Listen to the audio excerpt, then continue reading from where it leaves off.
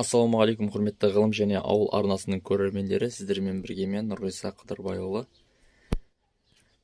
Көріспегелі көп болды. Мынау менің гаражымда тұрмыз. Қазір таңның атысы. Бұл біздің көк айғырымыз, яғни көк бас ат. Бірақ сіздерге машинаны көрсету үшін емес, мына жерде мынандай инструменттерді көрсету үшін түсіріп отырмын.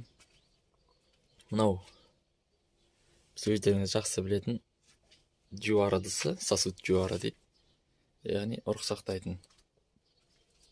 Ар жағындағысын көрсетпей ақ қояйық. Ол ескі болғанда көп жүгірген. Ал мынау жаңа осы кезде аштым. Бұл жаңа, енді жап-жаңа болмаса да, бірақ қазіргі заманауи десек болады. Бұл Қытай. Анау ол совет. Сонымен бұл жерде бізде не бар? Бірінші шығарып алайын. Сосын салып жатқан кезде тез айтып өтетін боламын.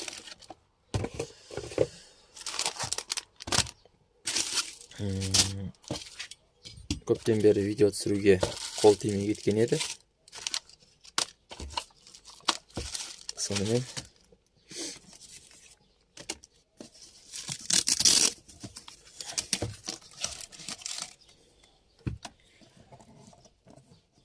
бастай берейік.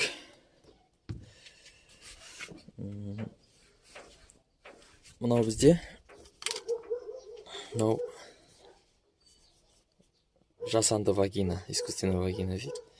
Бұл қошқардан немесе текеден ұрық алуға арналған. Бұны қалай қолданады? Бұның ішіне мынандай резинасы болады. Резинасын ішіне салып, екі жағын қайырып, мына жақтан жылы су құямыз. Жылы су құйып, мынау іші жылы болып тұрады. Сонда қошқарды секірген кезде осыған секірткіземіз де. Сосын резинасын бөлек, асын бөлек алып қойып, ұрық жібереді. Ішіне оның ұрығын жинап алатын мына жерде бізде семья приемник пен наконечник дейді. Қазақшалары семья приемник, ұрық қабылдаушы және наконечник. Мына жерде бұл. Оның бәрі таза, стерильдік түрде сақталу керек. Келесі, мынау мен өзімнің перчаткаларым қолданатын. Салып қойып отырам. Біткен кезде басқасын салып қоямын. Мына жерде қазір екі перчатка тұр. Одан бөлек запастан андай перчатка бар. Бірақ мынаның сапасы анаған жетпейді, мен ананы пайдаланамын, мынау запас ретінде қолданамын. Айтпақшы, мына жерде астында бір нәрсе қалып кетті. Бұл бізде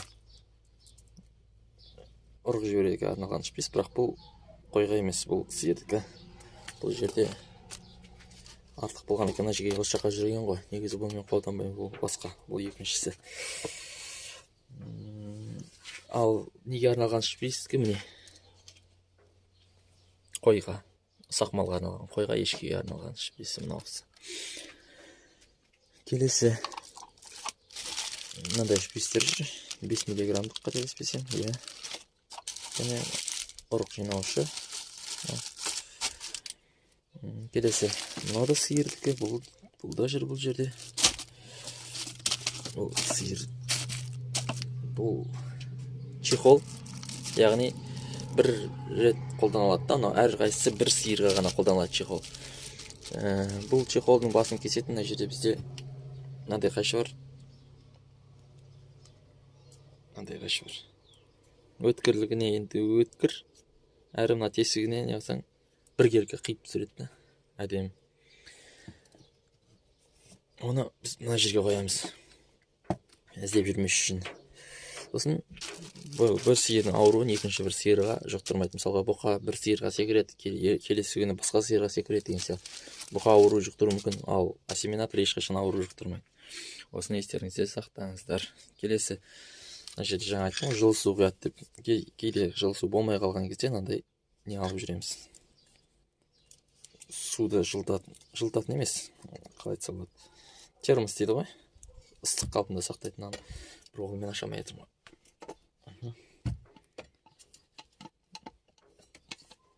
Бір қолмен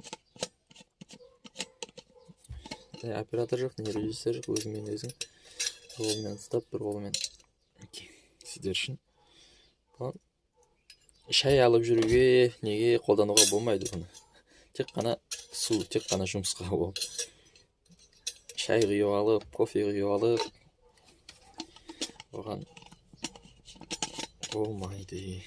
Тек жұмысқа. Келесі мына жерде не бар бізде? Бұл йодопен. Йодопен бұл шуын түсіретін дәрі малдың. Бұны бірақ малдың шуы түскеннен кейін де қолдана берсе болады. Шуы түспесе ғана емес, түскеннен кейін де қолдана берсе болады. Бұл ішін тазалайды. Жатырына туған төлдеген малға жатырына салып жібересіз мынаны. Мынау 4 бұрышты мынандай. Айта кетейін. Әрқайсысы бөлек. Мынау мына жағы бөлек, міне мына жерден жыртып алуға болады. Жыртпай қойын, ол бөлек болса шашылып қалады. Екіншісі бұның ішінде мынандай 4 бұрыш не бар? Мынандай 4 бұрышты. Осыны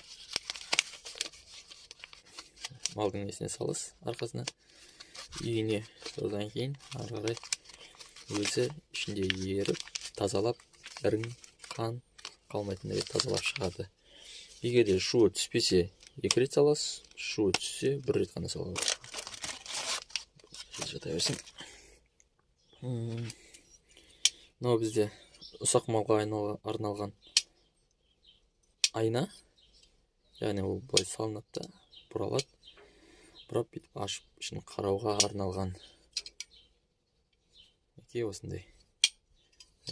Былай салынады. Келесі бізде мынандай нәрсе бар. Қойға арналған деп енді қытайлар бүйтіп жасаған ғой. Бұған өткенде оның батарейкасы өтіп қалып, батарейка алып келген жоқпыз.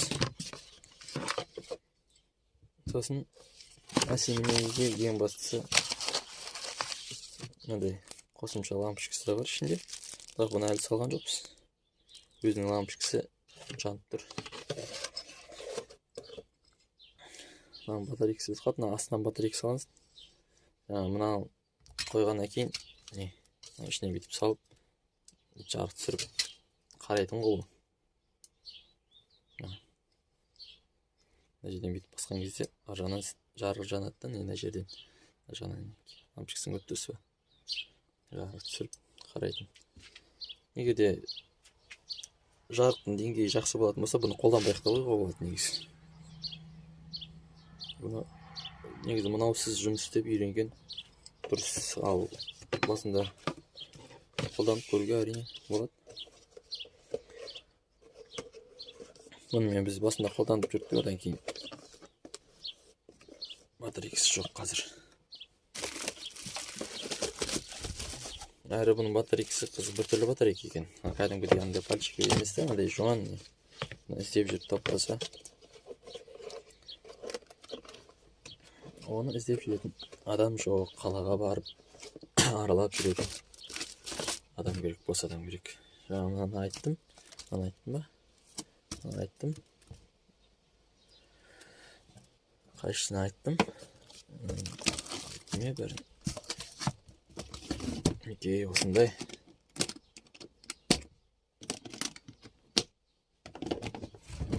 Анауысы арғысы ол.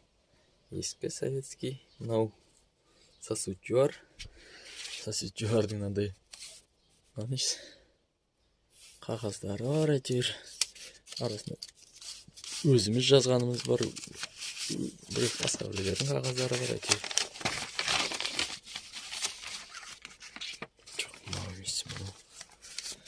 Мынандай дәптер қағаз бөшкеге салып жүретін жері бар.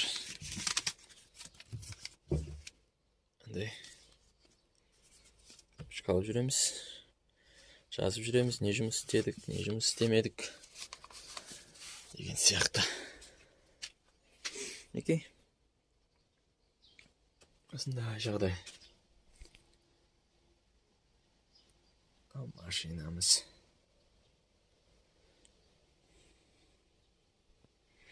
Жақсы, аман сау болыңыздар. Сол сіздерге мынау Қытайдан келген су жаңа демей ақ қояйын, бірақ осындай әдемі бір Yine көрсеткім келіп еді. Аман болыңыздар, сау болыңыздар.